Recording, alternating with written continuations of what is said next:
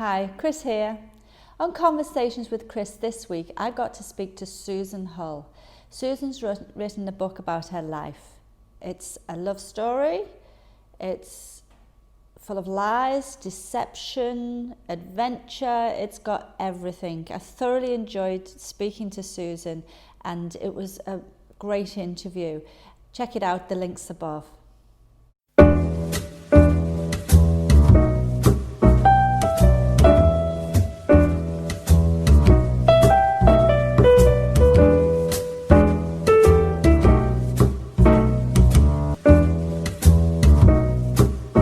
Hi, I'm Chris Mercer and you're listening to Conversations with Chris on Radio Northern Beaches. As an artist, I get to meet amazing people. So join us and listen in to our conversations. If you enjoy them, there's plenty more on my website, which is chrismercerartist.com.au.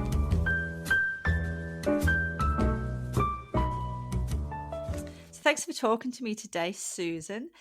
So we're going to talk about your book, The Love That Remains. We are going to talk about my book. Yeah. Well, it's a memoir, and it was published on the 4th of February by Allen and Allman this year. It's a book about, maybe I should talk about who it's for. It's a book for women my age, and a You have to little tell bit us younger. what your age this then, Maybe Susan. I do have to tell you what my age is. So when I wrote the book, I was early 50s. And now I'm heading up to that big 60 number. But my husband always used to say to me when he was alive, he would always say to me, you know, people don't write books for people who fall in love in their mid-50s. And he really wanted me to write that book and talk about us in our mid-50s and how we found love and going overseas for a year. And that's So is it a probably love what I wrote story? it for. Well, that's the hard thing, you know. The genre is a little bit all over the place. I shouldn't say that, but it's a love story for people in their middle years. It's a little bit of a travel story because we go to Spain. It's about grief because my husband died when we were in Spain. It's about secrets because I have to track down my natural mother and father who gave me up for adoption back in the 60s. I suppose in the long run, it's about finding yourself, even though that sounds a little bit cliched, through the physical journeys all around Australia to find out why I was born and why I was given up. Did you feel That driven physical to journey. do Oh, that? boy, did I feel driven. For that adoption, I suppose I was so angry with that adoption. For years, I'd wanted to know where I came from and why I'd been given up and what was behind me. You know, it was like as if I'd just been put on the television and there was nothing behind me. And the people who'd adopted me, my mum and dad, they were great. And they always told me that I'd been adopted, but they had no information because I'd been privately adopted, which meant, so that was in 1961. They knew a doctor and he knew they were unable to have children. And Yeah. they rocked up to his doctor's surgery one Saturday morning and he literally just handed me over. Gee. But there was no, and because it hadn't been done through an agency, there was really no paperwork, no information. So you had no records So at I all. was, It really was just they handed this baby over to someone that they thought would care for you. yes, the only thing my mum would tell me was she knew where I'd been born, like which hospital it was, Mm. and she knew that they had been Catholic. Um, and the reason she always brought that up was because my mum and dad were not Catholic. So she always found it a bit strange that I'd been allowed to be given to a couple who were not Catholic. Right. But that's all she knew. She knew nothing else other than how long I'd been left in the hospital. I'd been left in the hospital maybe up to a month. before I was given to my parents, and the nurses looked after me in the hospital. Um, Right. so no, they knew nothing else. So yeah, it's hard. I mean, some people who are adopted live with that, but I could not live with that. Uh, What age did you sort of start, like desperately wanting to find out who your parents were? uh, when when I'd had my son Jono, when he was about 4, my my father, the man who'd adopted me, was dying from cancer, and I was looking after him at home. Mm. And that was that was when I was about 32. And he said to me, because he had also never known who his father was, and All he right. was the one who actually encouraged me. Like, Mm. it wasn't on his deathbed, but it was in those days. He was actually given his cancer diagnosis, and then he died 3 months later. And I was looking after him in the house with my son. And I remember they would play cricket down the hallway. My little boy was only about 4. And so Mm. I was caught between my dad, who was dying, and my son. And then my dad said to me, "You've really got to discover who your family are and what the story is." And it seemed even more relevant and more significant because dad was dying and I had my son. And so it was kind of this very pivotal moment in my life. And I've read a lot about adoption, a lot of the research, and they do say that when your parents die or when you've had a child, that's often the time that people who've been adopted will go searching for where they come from. It sounds like you did your dad ever find his parents? It sounds like there was some regret there No, from him to yeah, push you in that a lot. direction? Yeah, you're absolutely right. I think he regretted that so much. Uh, and his story was really sad. His mother had fallen pregnant in Grafton and gone to Melbourne to have the baby, and then she brought my father back with her to Grafton, and she'd worked in the pub, and he was kind of farmed out to the minister's family who raised him in the same town. So Mm. everybody knew that he was the illegitimate son of the woman who worked at the pub. And Right.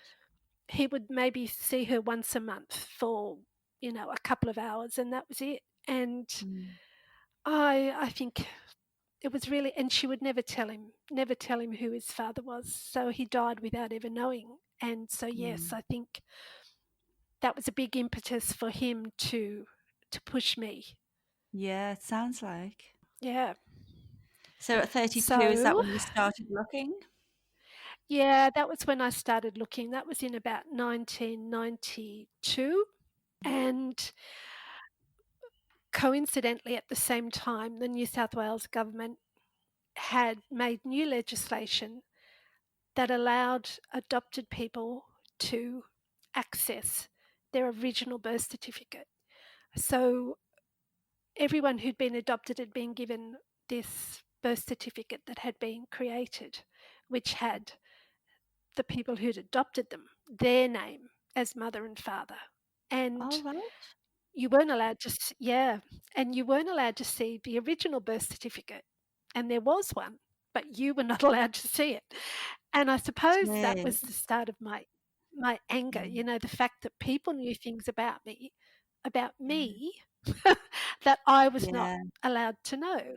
Um, I was going to say so that that so didn't that sound right yeah, straight off, but then again, it's protecting the people, like your parents, isn't it? It's protecting them. that's exactly right. And that's the question that kind of drove me for the next 20 years. Um, Mm. why are my rights? And I was furious. I'm not so furious now, but at the time I was so angry. Why did people know things about me that I so desperately wanted to know? Yeah. Why were their rights given more of a priority over my rights? And that's what drove me. And it's not a nice emotion, anger and resentment, and a feeling that people were keeping things from me. That's what drove me for such a long time.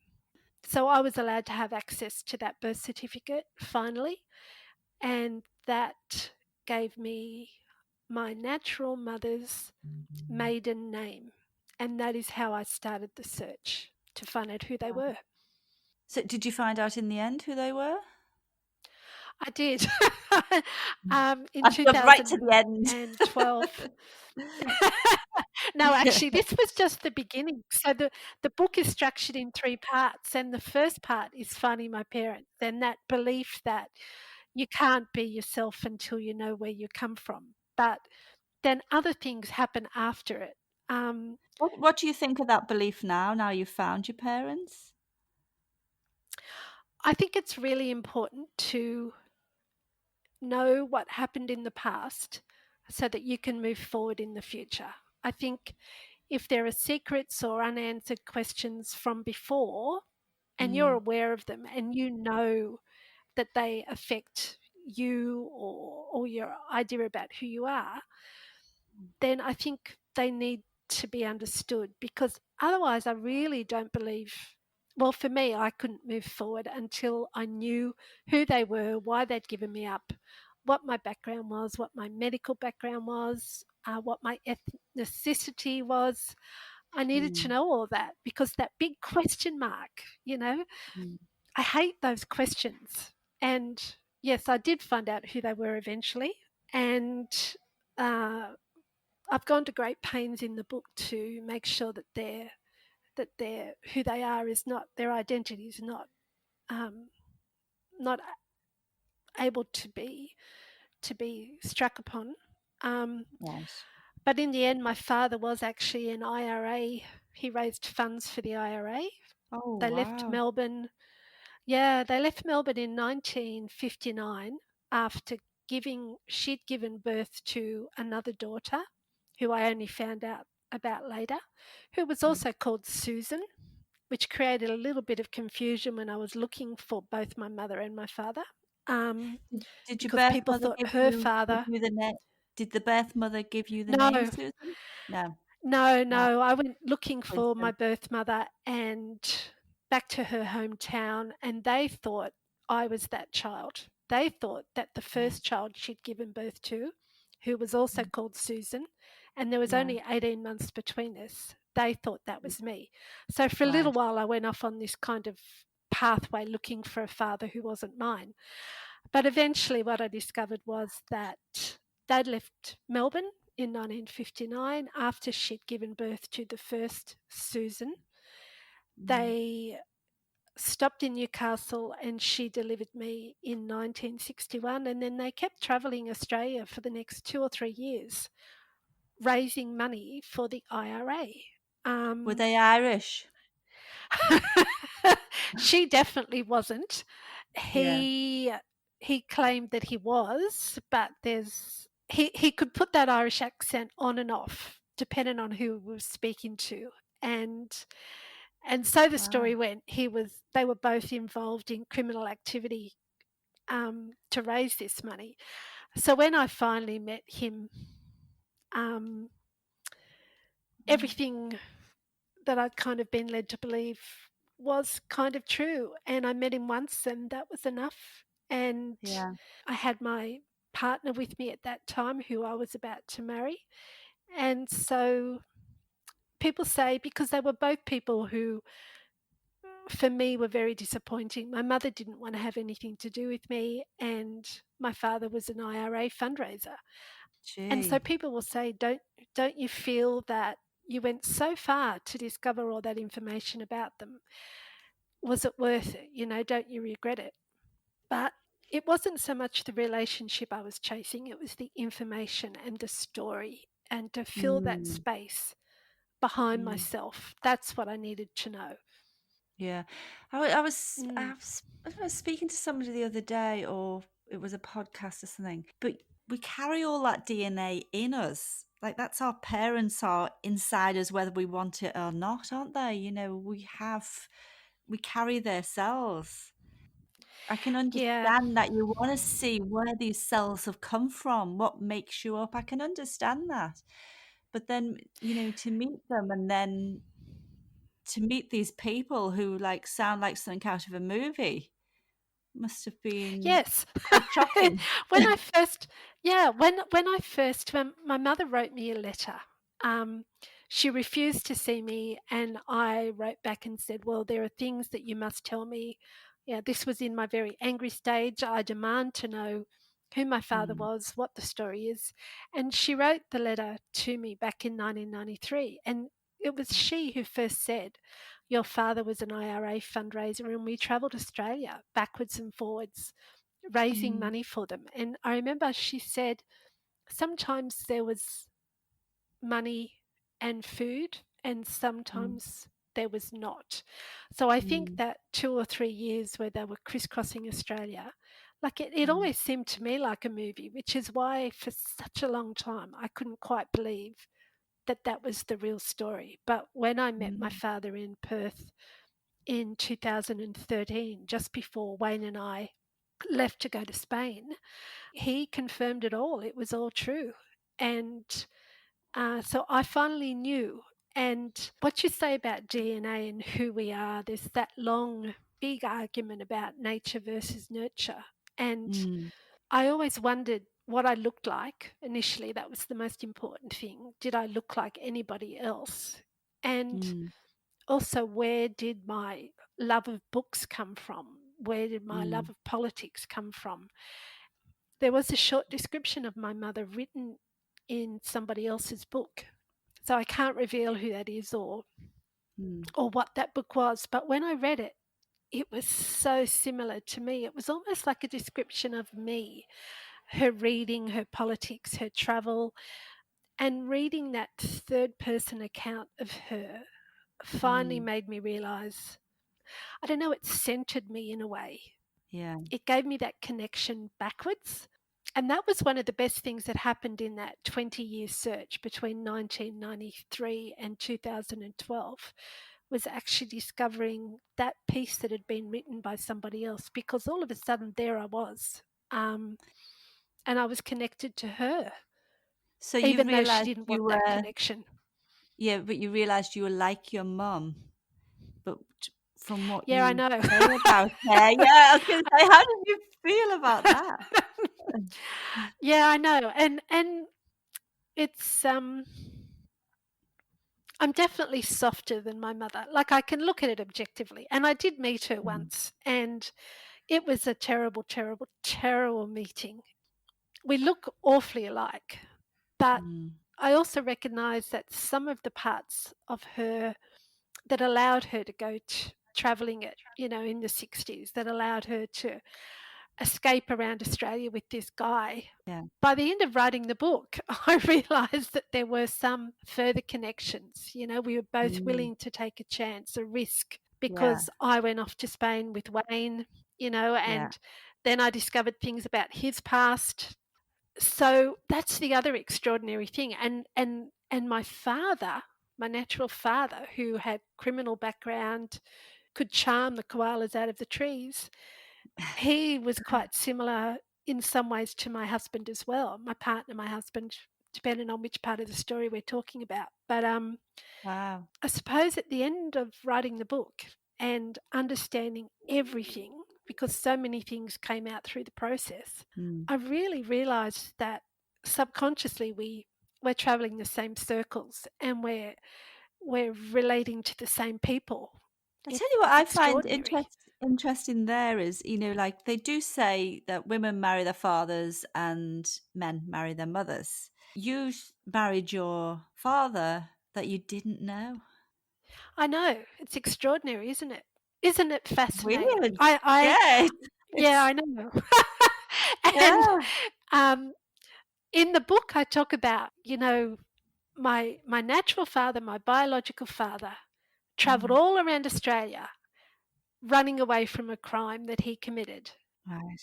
And that's exactly what my husband ended up doing. What I ended up finally discovering why we went to Spain, and we travelled everywhere. But I believe all along he was actually running from what had happened so many years ago. And Oh, yeah, really? sometimes I look at him and sometimes I look at my natural father and I think, wow, there's there's more Mm, connections there. And as you go through the book, those connections kind of are mm, explored more and make more sense. yeah. Yeah, it is, isn't it interesting what It's we very interesting as if you because you were adopted, but you've still got that connection. As to say, like the DNA in us is strong, isn't it? You've had nurture and you've had nature as well, both working. yeah, and I Mm, think these days they, in 70s, 80s, 90s, they weren't so strong, the researchers on nature. For a lot of the time, it was about nurture. But yeah. no, we definitely, in my Mm. situation at least, I feel that they're both equally strong. So you found all that about your parents, and but your book is a kind of love story as well. So tell us how you met Wayne and that connection. So the book is called The Love That Remains. And the reason I call it The Love That Remains is because it's the love that you feel, that unconditional love, which I was searching for, I suppose. When you're adopted, the thing with being adopted is that you're always afraid that you'll get sent back if you don't behave yourself enough, if you're not good enough. So the researchers say Mm. your biggest And is that fear how as you an felt? adopted child, yeah, you will Mm. get sent back if you don't behave yourself, if you don't do the right thing, if you're not lovable, Mm. then you'll be returned. And so I think all through my life, it was about wanting to be loved just for who I am. But I never Can I thought I was good ask, enough. even though like you had loving parents from like a month old, you still Yeah. felt that? Yeah. Mm. Yeah, I did. I felt it really, really strongly. I Mm. always felt too fat. I felt too strange. I felt like I didn't fit in. I felt that I wasn't good enough, really. Mm. And so all through my life, I married other people and I've been married 4 times, which is not something I tell many people. That's a And the fair first few, three isn't husbands, yeah, that's a first. it? And the first three husbands I left, and my last Mm. husband, who I loved, adored, and Mm. who I really do believe loved me, he Mm. died. So, yeah, never thought I was good enough. So, it's all Mm. about the love that remains if it's Mm. unconditional love. And my love for my husband is unconditional, despite what I discovered. And so it still remains. Mm. So, how did we meet? We were both in Dubbo. Well, I was in Dubbo, he was in Orange. I was an English teacher out there, and he was a gold miner.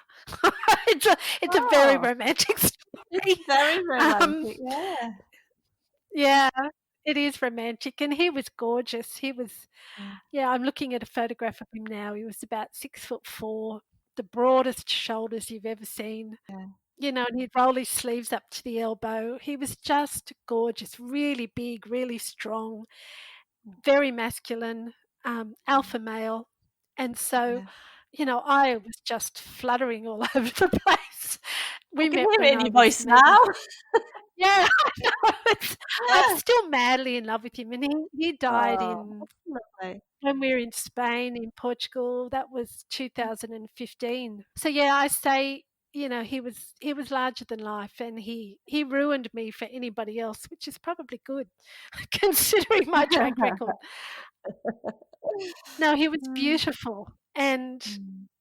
to think that he was in love with me when he was so big and so confident and just so Mm. gorgeous. Yeah. I fell for him straight away and he fell for me. And that Mm. was 2012. And someone said to me the Mm. other day, "When did you know that you fell in love with him?" And Yeah. we were sitting on the couch at my house, tiny little house, old miner's cottage. Oh, there you go. I hadn't made that connection. It was an old miner's cottage in Dubbo. Uh-huh. And he was sitting on the lounge next to me. And he said, so he was older, he was 58, and Mm. he'd been ill. He'd actually had cancer a couple of years previously. And Right. he really just wanted to go out and see the world. He said, I want to live before we die. Mm. I'm 58, you're 52. Let's sell everything up, give up our jobs, and go and live in Spain for a year. And And that's when how I long fell did in you love with him. How long had you been together when he said that? Not very long. I think maybe 2 years we'd been together, Oh, that's and a fair while. that's okay. You think that's okay? Yeah, that's 'Cause a I fair think while. I 2 think years. thank you, thank you. I I think, a lot of people didn't agree with us going, I was a teacher, I had a good job, he had a brilliant job. We sold the house, we sold the cars, we sold all the furniture. Yeah. We left our little dog with his mum on the farm. Mm. So the only things we left behind were the dog, his stereo, my books, his books, and that was about it. And off we went to Spain with money in the bank for a year and this dream that we were going to live before we died, see, drink, That eat, sounds study it sounds Spanish. fabulous. Yeah, sounds fabulous. I think some people just get a bit scared for you because the security where you just thrown it all up in the air and gone for it. And they were perhaps correct in their concern. So yeah, we we rented a beautiful little apartment above Granada.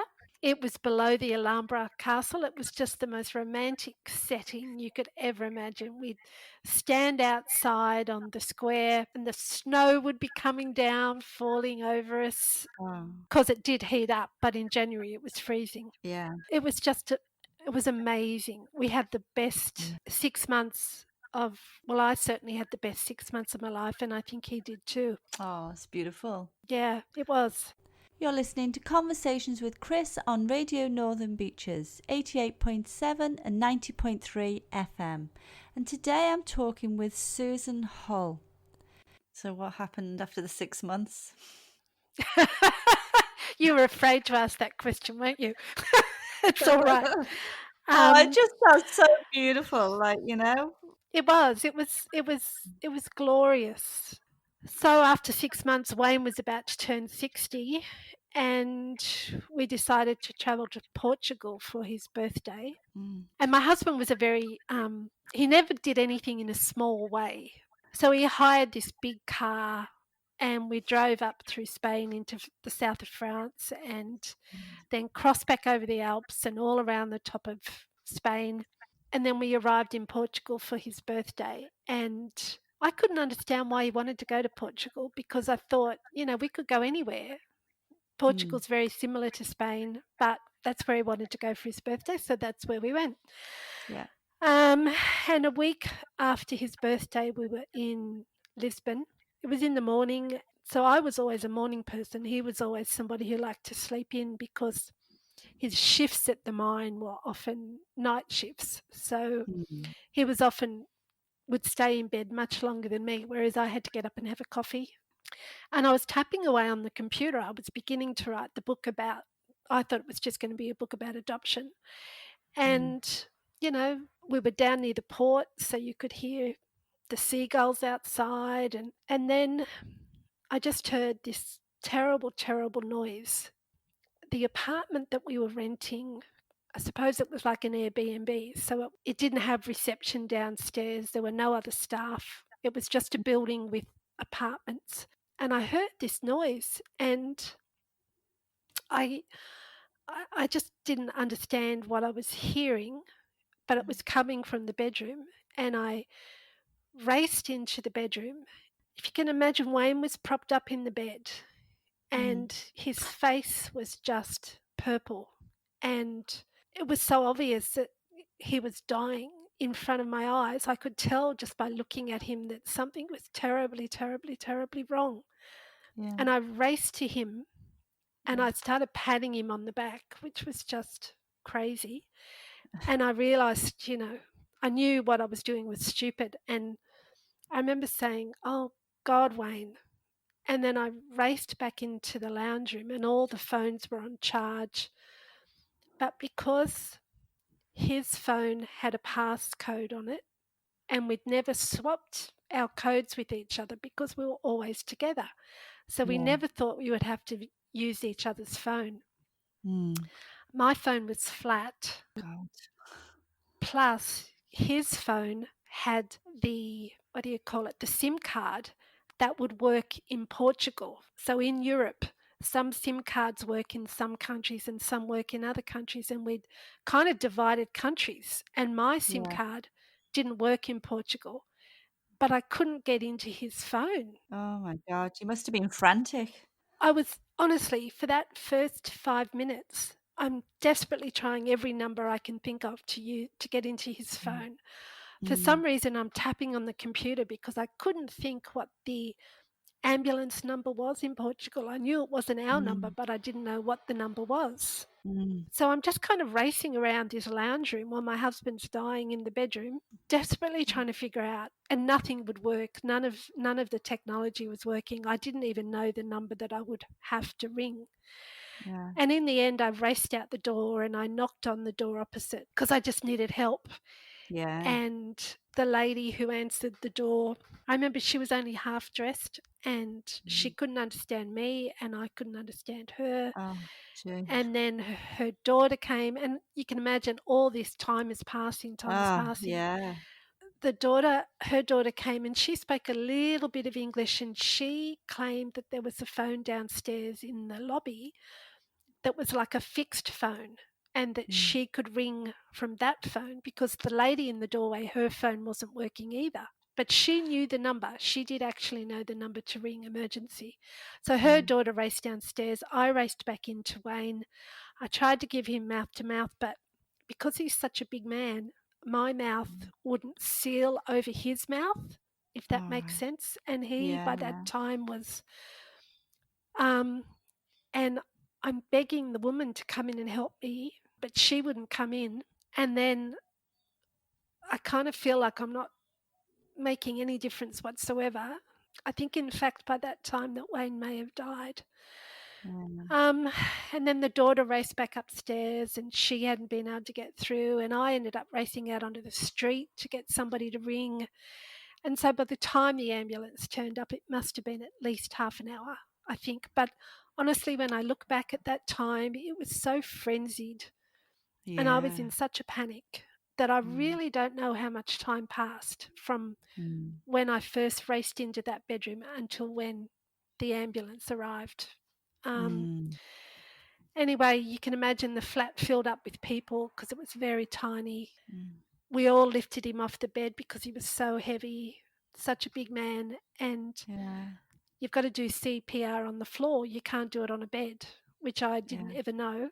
And we all started doing stuff, but nothing helped. And then another ambulance, people turned up, and a doctor turned up, and the police turned up, but no one Mm. was able to help him. And Oh. I just remember him lying on the floor, and he was almost like he'd been crucified. You know, his arms were laid out on either side. And I just knew that it Mm. wasn't going to work, and it didn't work. Yeah. And he, yeah, 23rd of June 2015. Wow. There's things you don't think of, isn't it? Like anything that could have gone wrong sounds like it went wrong for you, Susan, there, trying to get him help. Yeah, Wow. I still, it doesn't matter how many times somebody tells you that what you did was correct. Yeah. So here I'm getting upset. Sorry. I always get a Oh. bit upset at this part. Um, you still look back and you still think, if I'd just done this or if I'd just done that, then Mm. maybe he would have lived. Mm. But everyone says no. It was like Mm. everything was stacked up against us that morning, and it didn't matter how far I ran Mm. or how I tried to help. It just wasn't going to work. It was like everything was just stacked up against us. Yeah. Sounding like when you're telling the story, like everything you were doing, there was just one block after the other, wasn't it? Yeah, Wow. it was like, firstly, the Mm. phones didn't work. I couldn't Mm. communicate well. I didn't know the Mm. number. There were no people downstairs, so there was no reception. There were no local staff that could have helped. Portugal, where we were, was on this tiny little cobbled streets. So even the ambulance getting there would have been difficult Mm. because it's a crowded city. And I suppose you Yeah, wouldn't and we even were know if four. if he died straight away anyway, the state that you were in. No, a lot of I've talked to a few people about that. I think it's really possible that he died almost when I rushed out of the room that first time when I was rushing for the phone. Because Mm, when I went back in after talking to the lady across the hallway and trying to give mouth to mouth, I mm, spent so long trying to figure out if he had a pulse and I could not mm, find the pulse. But mm, when you're in a situation like that, you don't know, am I doing it right? Am I not doing it right? Is it just so faint? I can't find it. mm. I think you'd want But to I believe have been so told, much that you couldn't find it more than I think so, that yeah, it I wasn't think so. there. And it was a long time until we actually found out why he died, how he died, because it was June, midsummer in Europe. Yeah. Everybody was off on holidays Mm, or things were working very slowly. So we didn't actually find out till I'd returned to Australia that it was a massive heart attack. And everyone's told me, like I had the coroner's report finally sent mm, in September, and everyone reading that report, even though it was in Portuguese, I had it translated, and he mm, just had a massive heart attack. And many people have said to me, there's nothing you could have done unless he'd mm. actually been in the hospital when he had the heart attack. Um, Yeah. there's nothing you could have done. So, yeah, but it still Mm. hurts, it really hurts that I wasn't able to help him. And you had 3 magical years together. Yeah, I tend to think people say to me, do you regret going? And I never will regret because he'd actually never left Australia before. He'd been brought up in New Guinea, but he'd never travelled to Europe and he just had the best time when we were over there. We were living, we were doing what he wanted to do. I was just And I gonna think say he that could you have were so doing easily, exactly what you wanted to yeah, do. You were living life before you yeah, died. Yeah. yeah. Don't see how And I anyone think could he regret died. that. No, and he died in midlife, doing what he loved. Mm. Yeah. So I often think, in some ways, I think he died in the best circumstances, even though Mm. people say, oh, it was so hard, you're on your own, it was so terrible, took so long, all those things. But Mm. for him, I think it was kind of wonderful, if that doesn't sound too strange. No, and I think you might have had a short time together, but it sounds like you had a magical time together. And I think it's the actual quality of the time than the length of a relationship. Doing what you did, packing up, going to Spain, and you just, I love the sound of him. Like he didn't do anything small. It's nice. No, you're absolutely Nice. right. He didn't do anything small. Mm, Um, and that was part of his charm. And that's why people were drawn to him, mm, including me, because he was yeah, such a big man physically, but he had such a generosity of spirit. No fear. I don't feel that he had any fear. yeah. And in the days and the weeks that followed his death, it took me a long time to get home and it was a very difficult journey.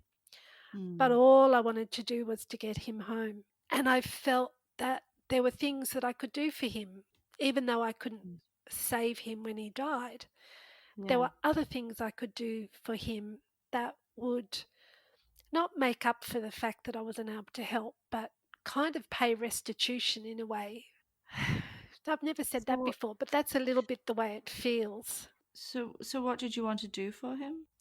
So first of all, I wanted to bring him home. That Mm, was incredibly important.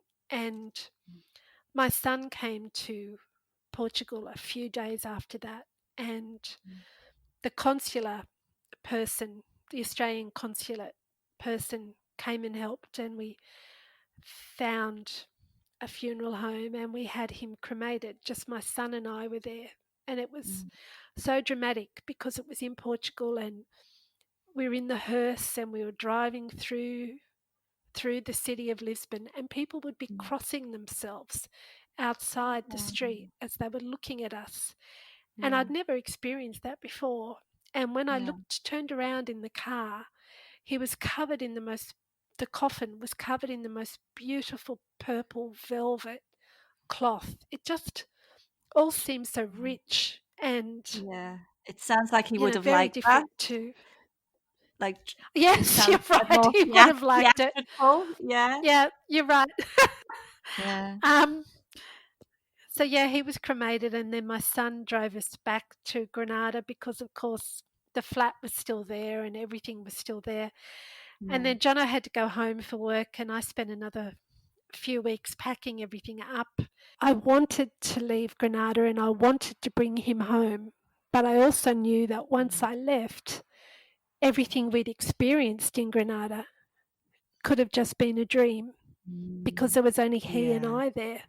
And so it felt a little Yeah. bit like um, there's a movie that was made years and years ago, and I can't think of what the movie was, but Brigadoon, yeah.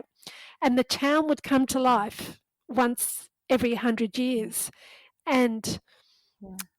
the hero and the heroine, they had the choice to either live in Brigadoon for that one day every 100 years or live in the real world. Mm. And that's what Granada felt like to me. We had this time where it wasn't real, it was a fairy tale. Yeah. And I felt once I left that maybe that would just Mm. disappear, you know? Um, but no, eventually I made it home in August and um, started picking up the pieces of my life, which were in absolute tatters. Um, I was Mm. grieving so strongly for Wayne. I had no house, I had no job, I had no money.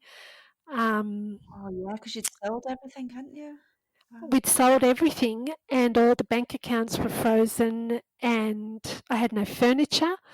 Like I literally had nothing. Yeah. And so my brother, at the age of 54 or 55, whatever I was, my brother gave me his son's spare room. So I stayed in my brother's house for a couple of weeks. Like it was just awful and very Mm. complicated. And, it took a while for me to get myself back on my feet Mm. and to make myself alive again because it just felt like my life had been ripped away. The grief was very complicated because it was so sudden, and it Mm. wasn't just Wayne that I lost. I lost a lot of other things as well, like the future and everything we'd planned to do together. I'd lost a Yeah. home, I'd lost a job. There was a whole lot of loss involved. Yes, yeah. So it took a while. Um, and then, of course, I was hit with the secret of Wayne's childhood. And this just sounds like a series of one bad thing after another, but it's not. It's actually, it is actually, I think No. it's a very hopeful story. Um, it's about Yeah. resilience, and it is about finding yourself and finding that actually it's the strength within yourself and who you are that is your Do you think identity. you found that, through I writing the book? definitely do. Yeah, I do. I feel Yeah. so these days, I'm not seeing anyone. I can't imagine ever being with another person. Um, my days are just filled with writing, and currently I'm promoting the book. Uh, Mm. but yeah, I do feel like I've found my independence and I've found my strength through all Yeah. the things that happened. It's my parents weren't who I am, even though they gave me all that Mm. DNA. My identity is Yeah. more firmly wrapped up with how I pushed through to get that story about them, how I pushed through with Wayne Mm. and the risks that we took. Yeah. And then when I came home, Yeah. how I pushed through to go to New Guinea and discover his story and discover what it was that he did, um, and to come out the other side. And that's who I am. Yeah. I suppose we have to go there with, what Wayne did. Yeah, it's harder for me to talk about this than it is to talk about him dying. I don't get as upset Really? because, yeah, I don't get as upset as I do when I talk about him dying because emotionally that always hits a raw spot for me.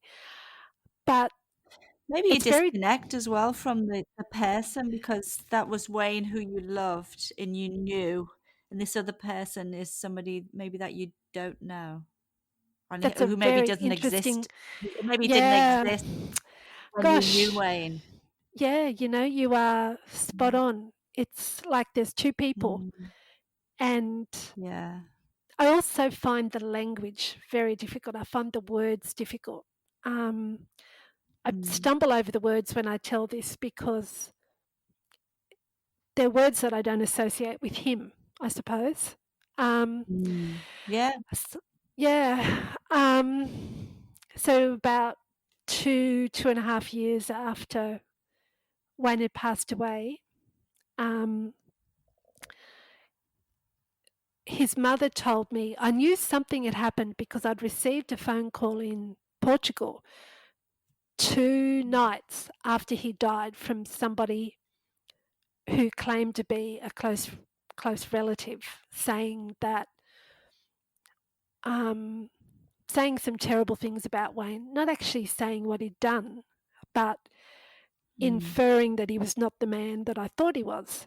And so I'd kind of stuck that Mm. in the back of my head because there was so much else going on that I didn't even want to think Mm. about that. I didn't have the space, the emotional space. Um, so two Mm. years later, that pops back up again in my head, and I start thinking about that.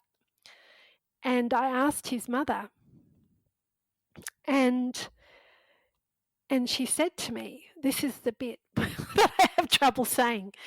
She said to me that when Wayne had been growing up in New Guinea, he'd been brought up by his father, who was a very aggressive man, and his mother had been Mm. kept from him. He was unable to see his mother because of his father. So they'd been brought up in the highlands of New Guinea, very wild, um, and Mm.